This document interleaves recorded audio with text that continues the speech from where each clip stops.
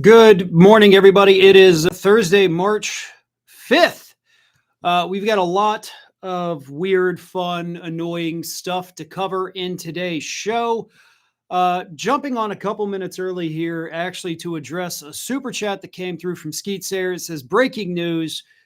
U.S. has officially asked Ukraine for help in dealing with drones. The irony is Mad Magazine level. So let's actually talk about that because I think that is a very important thing to cover. According to reports, the Trump administration, along with, of course, our allies in Europe, are now asking Ukraine to please get us out of this quagmire. We screwed up big time. We don't know what we're doing. Ukraine, could you please help us out? Let me read you this. This is from the Daily Beast. Ukrainian President Volodymyr Zelensky said in his nightly address Wednesday that the United States, along with other allied countries, is seeking Kiev's assistance in defending against Iranian drones, Reuters first reported. Partners are turning to us, to Ukraine, asking for help in defending against Iranian-designed Shahed drones with expertise and real operational experience. There have also been requests from the American side. Interesting, right? I mean, Donald Trump hauled Zelensky into the White House, brought his whole cabinet in there, berated him. J.D. Vance, of course, with his now meme-worthy, "Do you say please and thank you?" And now here we are going to this man that we treated like garbage, that we basically made beg, that Trump attacked on social media just a couple days ago, saying, we don't know what the hell we're doing. We need you to come and bail us out. That is pretty ironic, right? And of course, Ukraine is going to, without question, help us.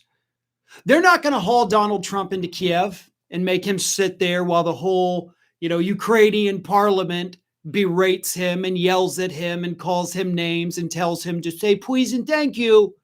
No. They're going to do it because they understand what's actually happening. They understand that the United States kicked the hornet's nest, and now those hornets are stinging everyone.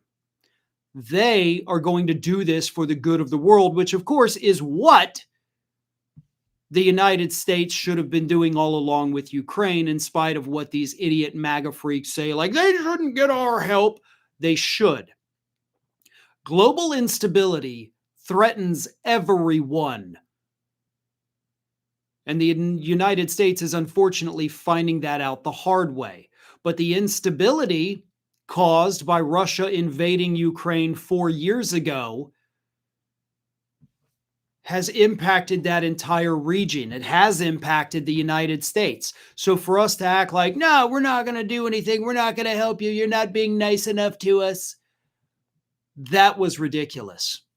And thank God that feeling is not reciprocated from Ukraine, because they're actually intelligent. They actually understand things in a way that this administration never could. Scorpius ZA says, if I would Zelensky, I would tell U.S. to get knotted, F around, find out. If he wants Ukraine's help, then he better get Russia to pull out and restore all of Ukraine territory. It's not a bad idea. Andrew Brandon reminds everybody, no King's Day protest March 28th. Be respectful and peaceful. I will be going wearing Ice Out, Abolish ICE hat, shirt, and flag. Again, everybody, mark your calendars. March 28th is the date. Skeets here says you have no cards. LMFAO. Not sure, unless you're referring to Trump in the United States not having any cards. Anyway, so kind of starting off with that. I am going to talk a little bit about Iran again today. Coming up later, but I was not necessarily prepared to talk about Ukraine and all that this morning. So that's kind of thrown me mentally off where I was planning on going to begin this. So, trying to get my mind right for a minute here so I can switch back over into Epstein mode before then having to switch back over into Iran mode. But that is a very important story. So I am glad, Skeets here, that you brought that up because it is something that needs to be talked about. So, user says, but first, a cat video. Yeah, I wish I could do that. I wish I had videos of my cats, but most of them are kind of a-holes most of the time. Won't sit still enough for me to get a good video. Let's get into it. The United States Department of Justice announced this week that they have, in fact, removed and are currently withholding 47,635 of the Epstein Files. 47,635 files, most of which were initially available to the public, of course, in the big dumps that they do. But then they decided, you know what? Let's go ahead and take them down. Because, as the administration says, like, whoa, cool your jets here, folks. We got to go through and do some redacting. Turns out we didn't really go through these the way we should have. And all the really horrible accusations against Donald Trump, oopsie-doo, were made public. And yes, they specifically talked about those documents were ones that they needed to go through and redact. Those documents, of course, originally reported by Roger Sollenberger of the Daily Beast, detailed a witness who came forward in 2019, spoke to the FBI on 4 separate occasions, giving them information about Epstein. And then, of course, shortly after her interviews, 2 days after her interviews, of course, Epstein was dead in his jail cell. So this individual was credible enough for the FBI to feel the need to talk to her 4 separate times. She lobbed some pretty horrific accusations against Donald Trump that he was, in fact, engaged in activities with minors, and that one time he became physically violent against one of them. And then Epstein was dead. This was Donald Trump's FBI that spoke to this woman 4 times. Probably, in the more conspiratorial realm, I guess, to make sure that these are the things she was going to say, that this was the testimony she was going to provide should Epstein go to trial. And then Epstein was unalived by someone, maybe himself, likely not.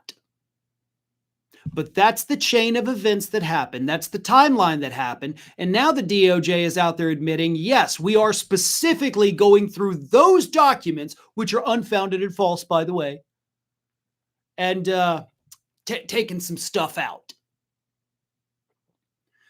At this point, the DOJ is not even attempting to hide the fact that they are the cover-up. They are protecting Donald Trump. The FBI doesn't talk to somebody 4 times. Again, 4 separate occasions. It's not like all 4 times in one day.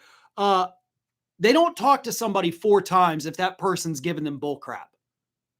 They don't talk to them 4 times if they don't find other things to back up what this individual is telling them. In my opinion, again, a little bit conspiratorial, I think they were gathering information to make sure that this woman, or to see, I guess, what she would say during testimony at a trial, which would have been very public. And then they made sure that the trial never happened. That's what I think happened. And I think, honestly, at this point, there's really no way to come to any other conclusions. Honest to God, there's really no way to come to any other conclusions. It's almost conspiratorial to not think that this is the way things happened. So the DOJ is actively involved in the cover-up. They're admitting it now, just like, yeah, we're doing it. And we're all just supposed to sit here and accept it or fall for their latest distractions. That's what they want you to do. We've had quite a few super chats come through. I do appreciate it, folks. If I can actually make a request, and I don't want to sound unappreciative or anything. If we can keep those like to the topic that I'm currently discussing, just for me mentally, because I do see them as they come through and I try to read them as I'm also speaking, it throws me off really bad. So I just want to be honest with y'all and just let y'all know that I appreciate the support tremendously. But if it's not on the topic, if we can keep it to kind of in between segments when I'm doing interstitial and we're just talking about whatever, that would be so helpful for me. So again, I don't want to come across as a jerk at all. And I hope that's not how it's coming across, but it throws me off so badly and makes me kind of sometimes like I'll just end a segment because I've already lost my train of thought. So I just wanted to say that. Again, I appreciate the support so much, but sometimes it can be really distracting. So there's that. Paul Trick says, so glad for Farron time amid this Trumpster fire we are living in. Trumpster fire. I haven't heard that. I like that. That is good. Thomas says, why do Americans keep voting for Republicans? If I had an answer for that, this country would be a better place. They're easily duped, I guess, is the easiest way to say that. You know, they get sidetracked by usually culture war issues. And the culture war runs the gamut from abortion to LGBTQ to immigration. Yes, immigration is a policy, but immigration for the most part is just a culture war issue. They tap into that rage, that hatred of the others, no matter what the others is, that, you know, whatever is expedient to them becomes the others. And these idiots out there believe it because their life sucks. And so they're looking for somebody to blame for their lot in life, other than themselves, of course, and the Republicans they keep putting in office. So the Republicans come around and they tell them, okay, your life sucks because of transgender people using the bathroom at Walmart. That's why you are making minimum wage at age 50. Because the transgender people. So they're like, well, screw that then. We got to restrict their bathroom access. And then after that fades, it's like, actually, you're making minimum wage because the immigrants took all the real jobs. Like, you know, you couldn't be a doctor even though you had like a 1.5 GPA in high school, which you didn't even finish. But you're not a doctor because all those Mexicans jumped the border and they took all the doctor jobs. That's a little extreme example, but that's how it works. They tell these people who failed their way through life, didn't set themselves up, you know, in any way to be even moderately successful, sometimes through no fault of their own, granted, but that's what happens. That's why people keep voting for Republicans. Skeets here says, the idiots are forgetting that hundreds of thousands already downloaded all of those files on day one. We have been getting revelations daily since. And I love that. And next time we get a document dump, we're going to see the people who did download those. They're going to compare to what's been redacted. And of course, we're going to get the stories of, look, they took out this stuff about Trump. It was here. Now it's all blacked out. And those would be fun things to talk about when that happens.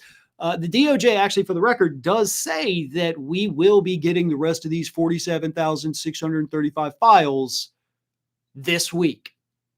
Now, TikTok, guys, because it's already Thursday. So this week doesn't leave you much time. Andre Brandon says, your cats are just being themselves, prima donnas.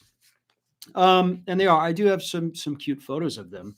Unfortunately, you know, I'm not set up with the proper programs to be able to feed, you know, photos or clips into the stream, which, you know, just for the cat's sake, made me think of that. But yeah, eventually, look, as I get better as I get more tech savvy, which unfortunately I'm not as much as I used to be, I will get there. I will learn things.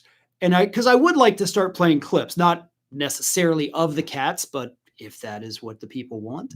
But, clips of usually Caroline Leavitt. She's the only one I can really stomach because she's so insane that it's funny. Trump is so insane that it's just infuriating. Caroline Leavitt is so insane, it's hilarious. So I will, and I do have the programs. I can't use them to save my life. I will learn that, I promise, and I will do clips. And eventually I will also show clips of the dogs, the cats, who knows what else, right? We'll just have fun with it. Vargas Pureblood says, instead of casting blame, they cast their votes to show how much hatred they have inside. And that is a huge part of it as well.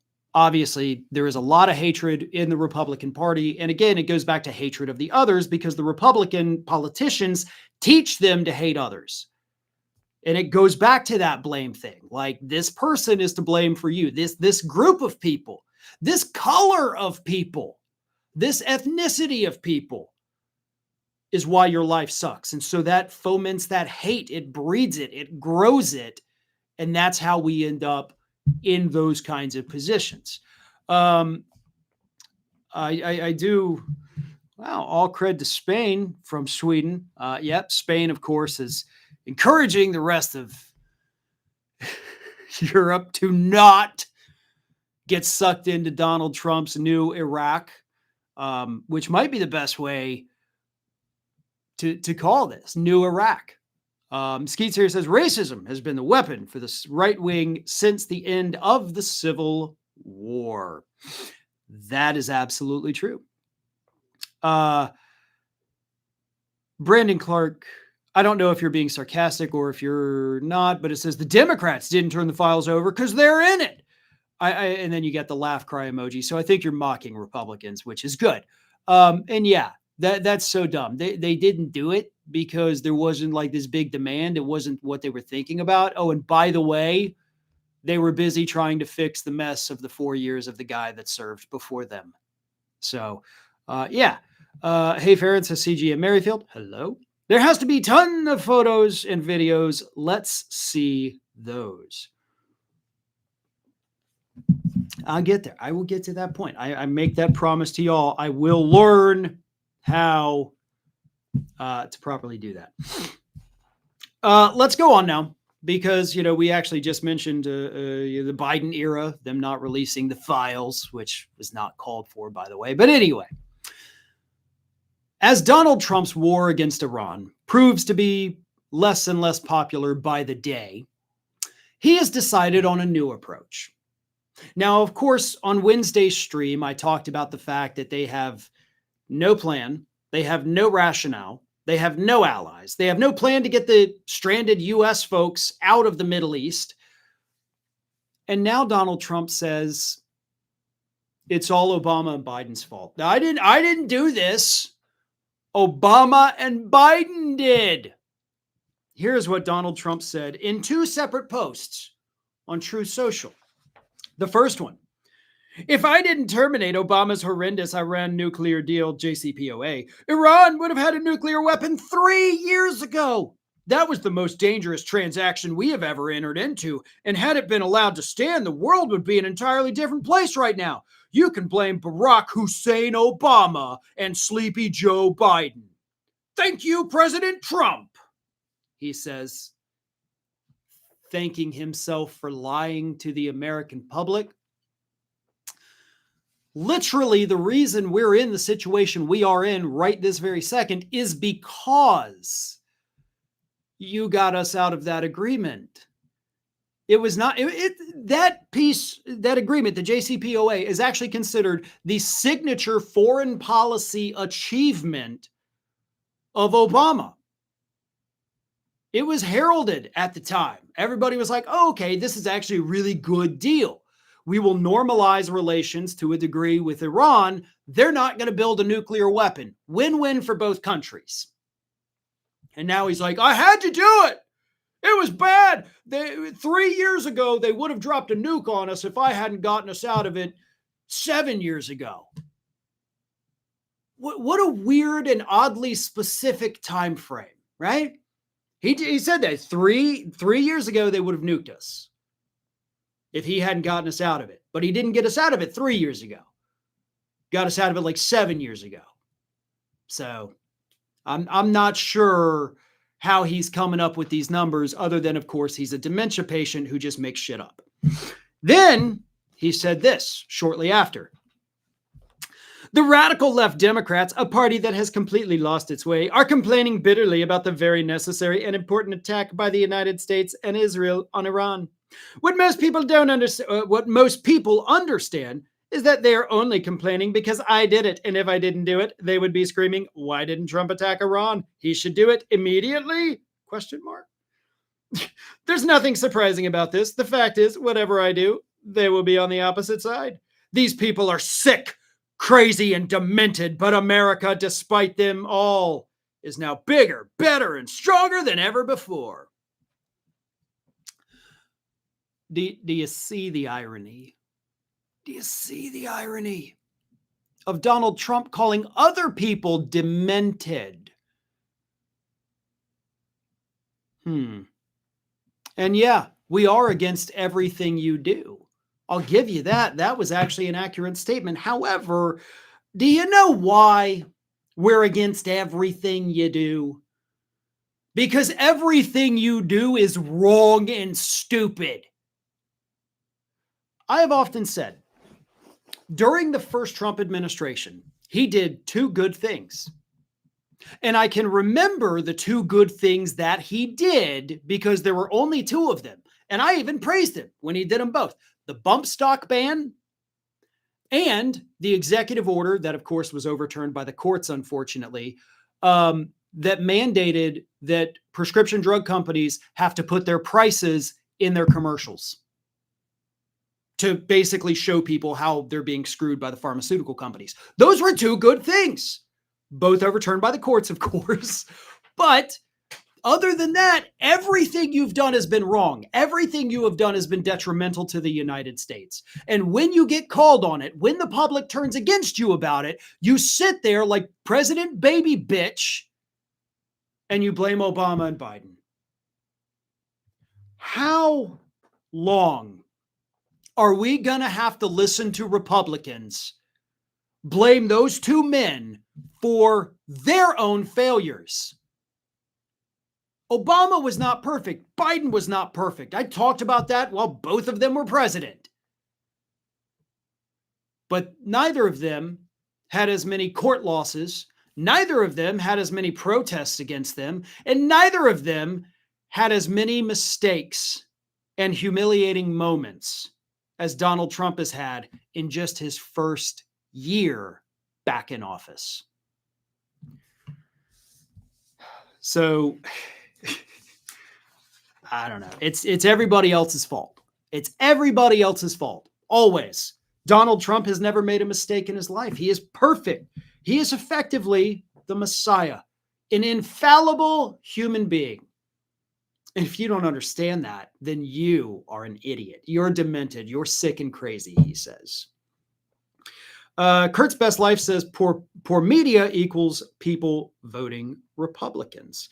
And we do see a lot of that with, obviously, that began in the Reagan years as well, with the removal of the Fairness Doctrine and the resulting, shrinking of the entities that own the media outlets. We had, dozens and dozens and dozens of different companies that own the media. Now we're down to like 3 or 4 total. And that consolidation reduced the viewpoints, reduced the message. It basically insulated the few individuals who wanted to control the news and put out which stories they thought they liked or they thought were important, and make sure they bury the ones that they do not want the people to know about. Once that started, everything went to shit. Skeets here says Maxwell's trial ended around the same time as the end of Biden. Otherwise, Trump would not have Epstein's neighbor in his cabinet, of course, referring to Howard. I didn't really know the guy, Lutnick. And that's another thing that really does drive me crazy about the whole thing is like Lutnick is still our commerce secretary. He's been busted. He has lied repeatedly about his relationship with Epstein. I stopped by one time on my boat. I took my kids to Epstein Island. I thought it was kind of like, Islands of Adventure at Universal. I didn't know. And we just had lunch and I got back on the boat and skedaddled. And then all these other old photos like, dude, you were partying with him when you still had hair. I mean, that's how long you've known the guy. I think that's the best way to say that. Like, you've known him since you had hair. And I'm sure somebody one day is going to say that about me, but not about I knew somebody horrible. But like, yeah, that was back when Farron still had hair. Skeets here also says, with Reagan, we went from Fat Albert to the Dukes of Hazzard.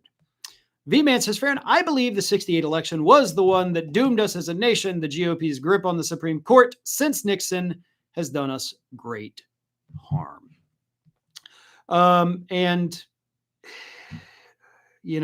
was, what was it was the Powell memo, I believe, from that era, which Tom Hartman has, talked about that a lot. I've talked about it with Tom Hartman, but that Powell memo, which, God, I'm trying to dig it out of the back of my head right now. But yeah, basically it was like, hey, if we take over control of the courts, we can kind of take over control of everything because it all rests with the courts. So we take over the top of it all and then we spread out. So that's a thing everybody should go look up. My apologies. My recall, not super great on this. But yeah, Powell memo, that's what put all that in motion, like V-Man is saying there. I apologize. I do kind of feel like I'm off my game a little bit today. Scott Carden says, more like Boss Hog from the Dukes of Hazzard or Enos. I never watched the Dukes of Hazzard, so that's not, that was before my time a little bit. I've heard the names Boss Hog. I've heard the name Enos, but in this context, I don't exactly get the references, unfortunately. I'm old, but I'm not, not saying you guys that watch Dukes of Hazzard, whatever, are old. I'm just going to shut up now before I just talk myself into a stupid statement here. No, I love you guys. You're great. Sometimes there are references that I don't understand. Sometimes I actually even give out references to things I haven't even seen. I did a Lord of the Rings reference last week. I haven't read the books or seen the movies. But I know the quotes because I see a lot of memes.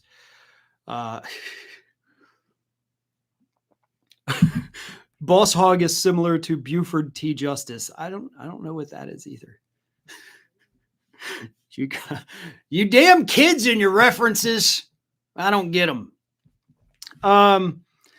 Let's remember Our Gang and the Little Rascals. The only Little Rascals I ever saw was the movie that came out in the 90s.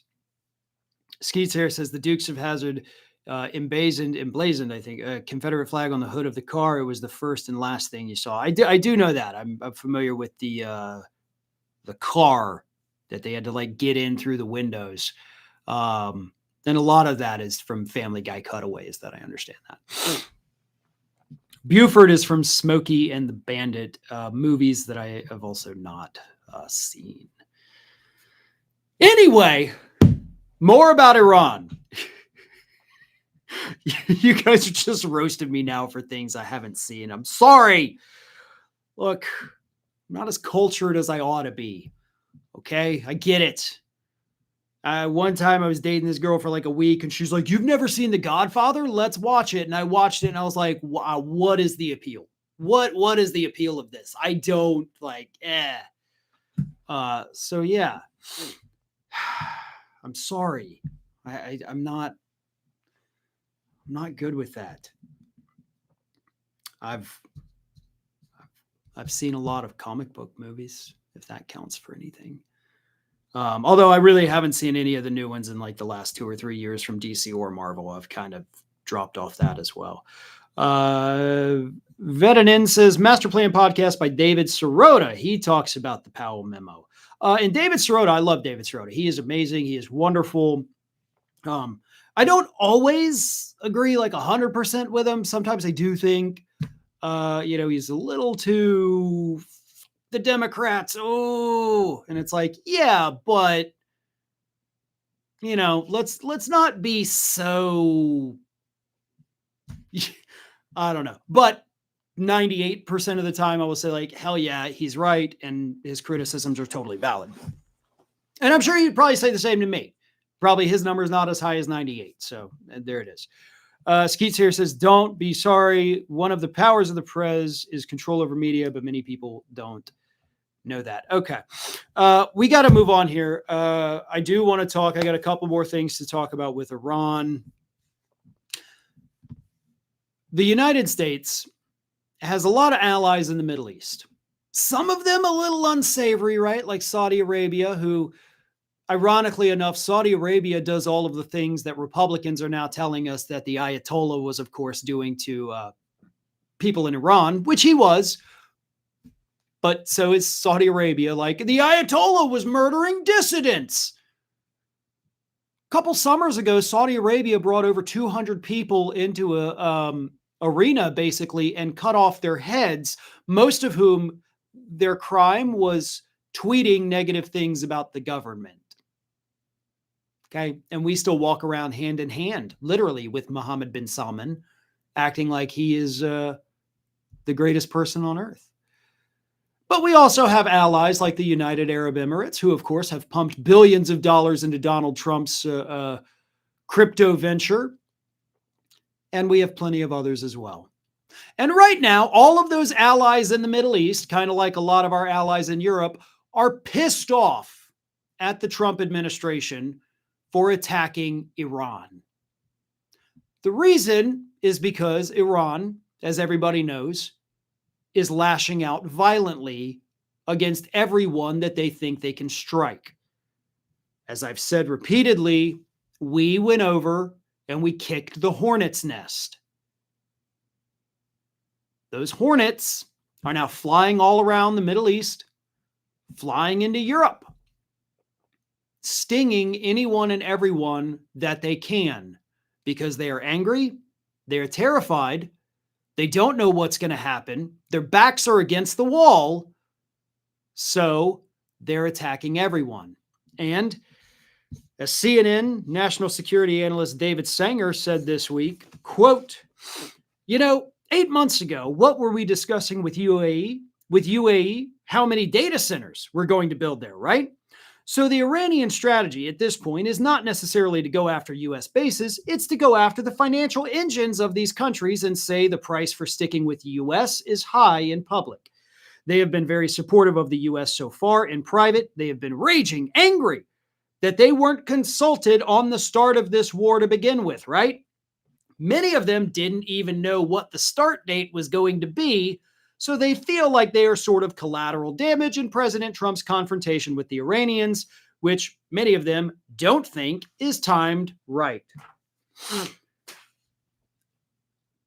So he actually said something there that was kind of a passing statement, but I think it's important because it kind of unravels a lot about what's happening, right? He said our allies in the Middle East, the ones that are so pissed off at Donald Trump right now, they didn't even know of the start date yet. They didn't know, they weren't told what date this was going to start. Which means this was not a spur of the moment thing. Oh no, Iran's about to attack Israel. Now we've got to do a This was planned all along. For how long, we don't know. But all of these countries involved that, of course, had to immediately just act, oh God, we got to get it done. They had been planning this for a long time. And along those same lines, that means there was no reason not to confide in our allies like, hey, you guys might want to bump up your defenses a little bit, be on guard, because we're going to do this, and they're going to get pissed, and they're going to start attacking you because, hey, we're safely, thousands of miles away. They're not going to come after us. But you guys, you're totally going to be screwed, so just be ready. They knew. They knew they were going to do this. Our allies over there, regardless of how horrible countries they may be, they have a right to be pissed off. But at the same time, they don't have a right to be pissed off. Y'all supported this. Y'all wanted this guy in the Oval Office. You've bribed him. You've enabled him. You've done whatever the hell you wanted to because you thought it would benefit you. Well, congratulations, allies in the Middle East. Welcome to the I never thought leopards would eat my face club. Thank you very much for the super chat there, Lauren Tamura. Z Core Palfa says Iran could be a 10-year war. I hope not. I hope the same thing. And the only way at this point that it's not going to be a long drawn out process is if the U.S. goes scorched earth. And that's an even more terrifying thought. Because Trump is unhinged. He is unleashed. He is also likely suffering from dementia and multiple different psychological conditions. He could do that. We may nuke that. I don't know. If it looks like, oh no, we're getting dragged into this and Iran is not behaving properly, he could nuke them. I would not at all put that past him. I think that is something he would like to do based on everything he's said in the past about doing exactly that. So those kind of are the two options. We either stay there for years or we destroy the entire country and, as Trump said, wipe it off the face of the map. Both absolutely horrific options that are going to leave millions upon millions upon millions of people dead. We have some non-Iran news to talk about. And these are a little more fun. So we can switch from the more serious tone. Let's get into some fun, weird stuff. Donald Trump this week was unhappy that the Texas Senate primary for the Republicans is going to a runoff. And now he is threatening, or at least encouraging, the state of Texas to cancel their elections because this is just not okay. Here's what Trump said on Truth Social, and this is a long one. The Republican primary race for the United States Senate in the great state of Texas, a state I love and won 3 times in record numbers, the highest vote ever recorded by far, cannot, for the good of the party and our country itself, be allowed to go on any longer. It must stop now. We have an easy-to-beat radical left opponent, and we have to totally focus on putting him away quickly and decisively. Both John and Ken ran great races, but not good enough. Now this one must be perfect. My endorsements within the Republican Party have been virtually insurmountable. It is such an honor to realize and say that almost everyone I endorse wins, and wins by a lot, especially in Texas. All right, hold the hell up, dude. You are the kiss of death. Does every candidate you endorse lose? No. Do most of the candidates that you endorse lose? Yes. Yes, they do. In fact, it was so bad that during your first term, your endorsement track record was candidates you endorsed were far more likely to lose, were far more likely to be outraised by their Democratic opponents. And you only had like a 38 to 40% success rate with your endorsements. So don't sit there and lie to the public about something that was well reported and documented. at the time. But he continues, I will be making my endorsement soon. Oh, please just do it now. Like, let's just get it over with. Just do it now and kill the race altogether. And we'll be asking the candidate that I don't endorse to immediately drop out of the race. Is that fair? We must win in November. Thank you for your attention to this matter. President Donald J. Trump. So basically, you want to take choice away from Republicans in the state of Texas, a state you say you love, a party you say you love. And here you are telling these people you couldn't make a choice. So now I'm taking away your choice and I will make your choice for you. And you will have to live with it and you will have to accept it because I am all knowing and all powerful. I am the smartest man that has ever existed anywhere on the face of planet Earth. Hell of a message, right? You people are bad at voting, so now you don't get to vote. It's not the people, bud. It's the crap candidates that are on that side. I mean, Ken Paxton was embroiled in scandal after scandal after scandal after scandal. Would have been impeached had it not been for Republicans shutting down the investigations. Would have been convicted. Ken Paxton would be in prison right now if his own administration hadn't stepped in to save his own ass. Which really need to think about the fact that you can't really hold the people in power accountable for their crimes when they're the ones who control the people who are investigating the crimes. Kind of a very dumb system, if you ask me. But you've got those folks. And then you got John Cornyn that's been around for decades, getting a little up there in age, a little out of touch. And of course, a state, Texas, that has not seen any improvements whatsoever in decades. And voters with, shifting demographics in the state starting to realize that maybe doing the same thing year after year after year after year after year after year after year after year isn't quite working anymore. So endorse whoever the hell you want. The, should have been criminal or the decrepit guy who's got a foot in the grave already. It really doesn't matter because hopefully the people of Texas finally wake up and realize they've been screwing themselves over and maybe it's time to stop that, right? Speaking of Ken Paxton, I got a very important update to give y'all. In fact, this update actually came out right after I finished yesterday's stream.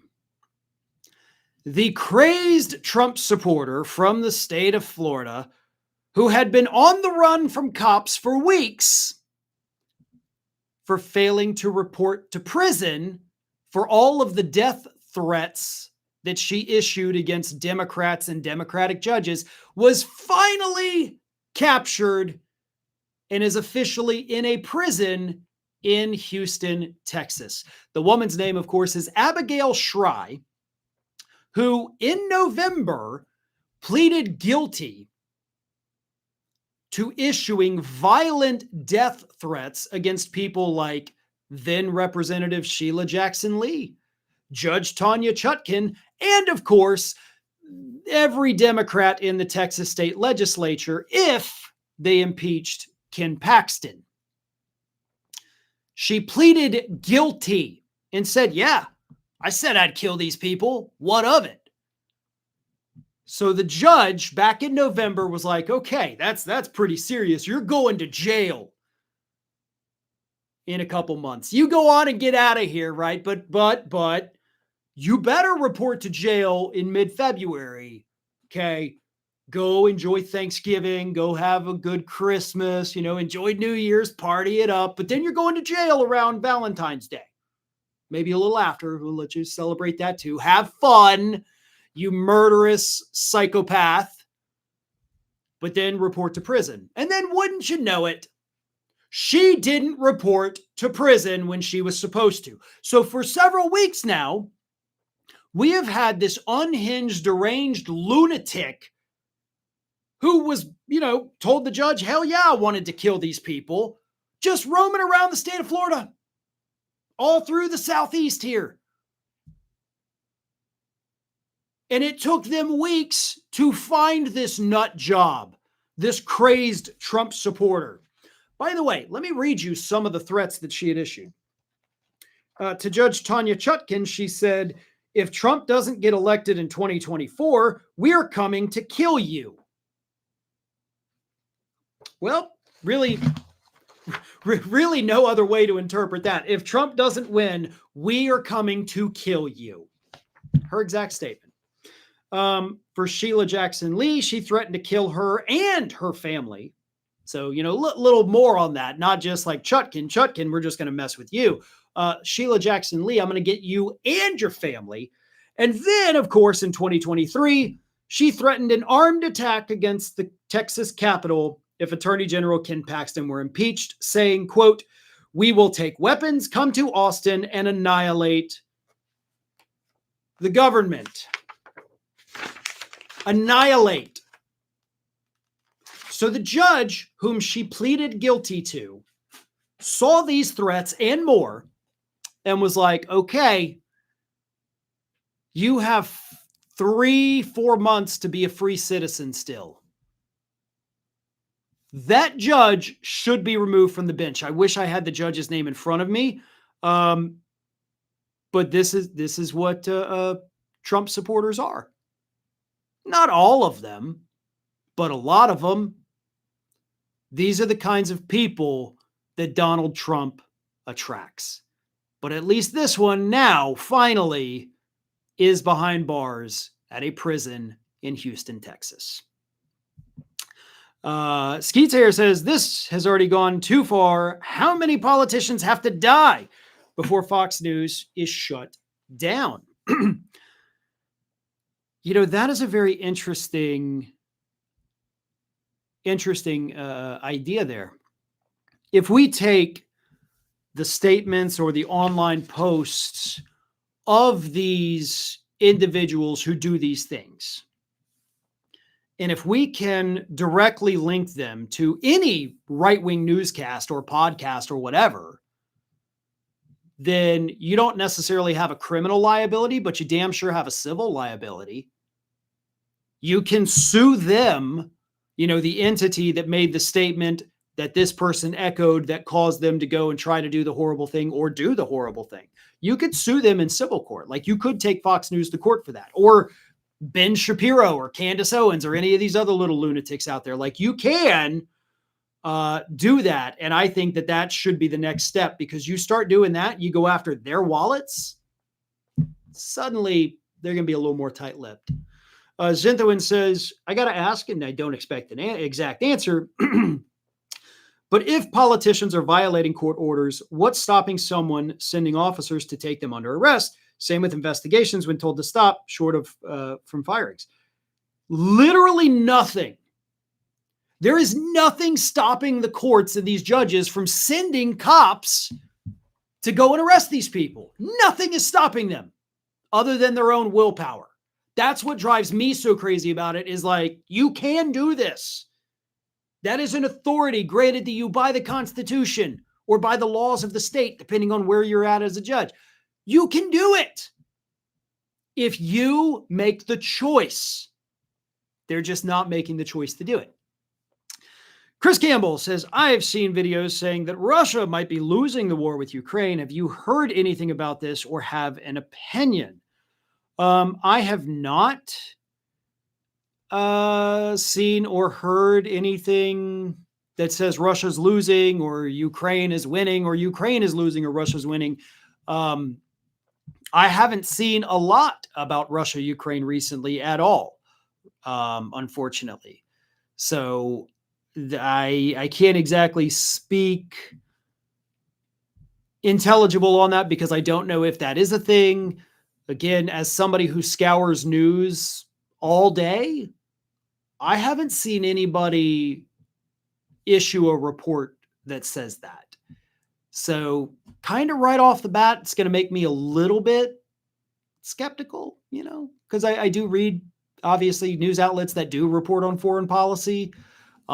So A lot of people are saying the military show is very much on that topic. All right. So, hopefully, I hope they do as I do and put links in their description so that people can go and see the sources themselves. Because if not, I'm going to look at it skeptically. I've never even heard of the military show. I don't know anything about it. So I'm not saying they're not telling the truth. I've not seen it is all I'm saying. So,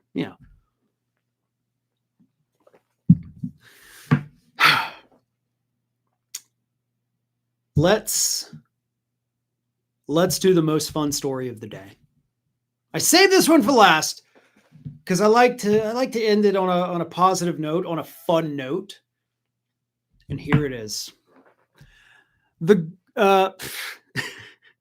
Sorry, lost my train of thought there. That was my fault. I'm sometimes not the best with this. Skeets here says, however, let me give the super chat. Russia is losing Ukraine.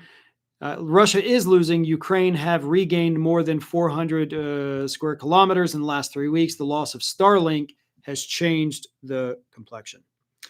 Good to know. Moving on.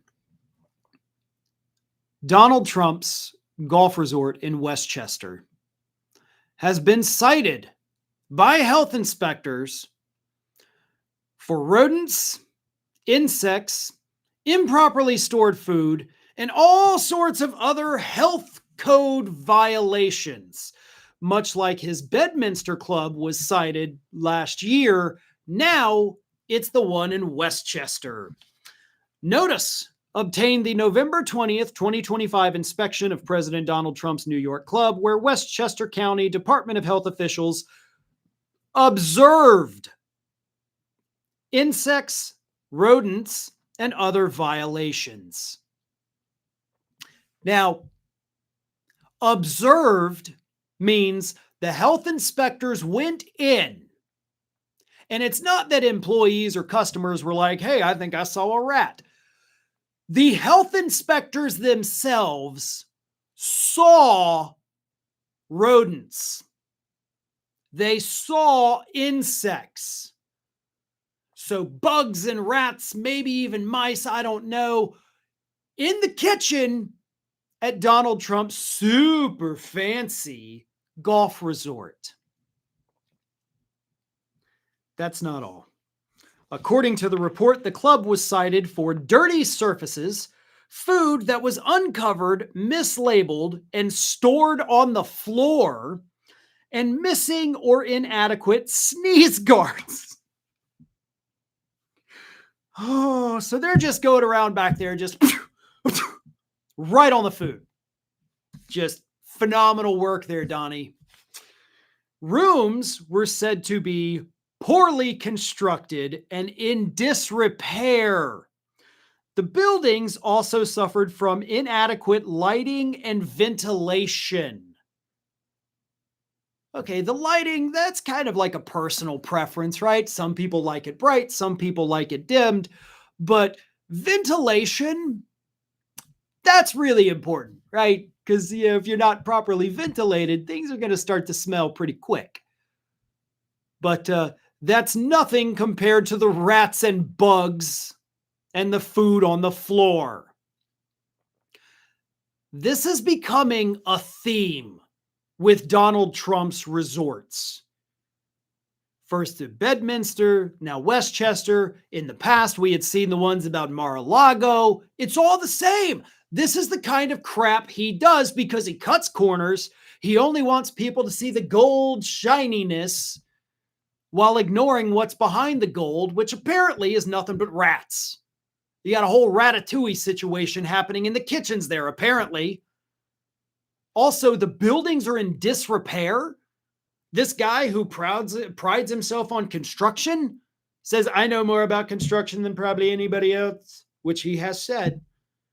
The guy that we're supposed to trust building a ballroom at the White House, and his own places are literally crumbling from inside out.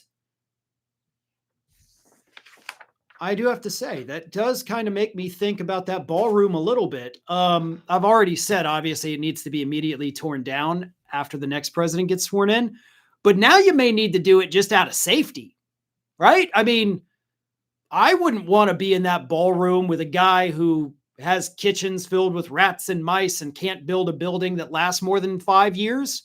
I wouldn't feel safe. You're either going to catch a disease or catch a piece of the roof falling on your head. So please, next president, tear it down before it ends up a major catastrophe. Gargoyle Dragon says, I'm imagining the finale of Ratatouille, the health inspector coming in, but instead of being charming and funny, we're all puking. Skeet Sayer says, Trump is so toxic, it attracts every level of scavenger. Scorpio CA says, so you're telling me that Trump's golf course food quality is on par with an ICE detention facility? Oh, geez. Yeah. Hey, at least it's equal, right? So Trump admin can go out there and be like, listen, these detainees are getting the same treatment that they would get at one of my resorts. Okay. Well, that's nothing to brag about. So that is a great point. Thank you for bringing that up. Listen, that's all the time I got for today. I appreciate everybody being here. If you're not subscribed, do subscribe too. Tons of great content coming up throughout the rest of the day. Thank you to everyone for the super chats. I appreciate all of your continued support.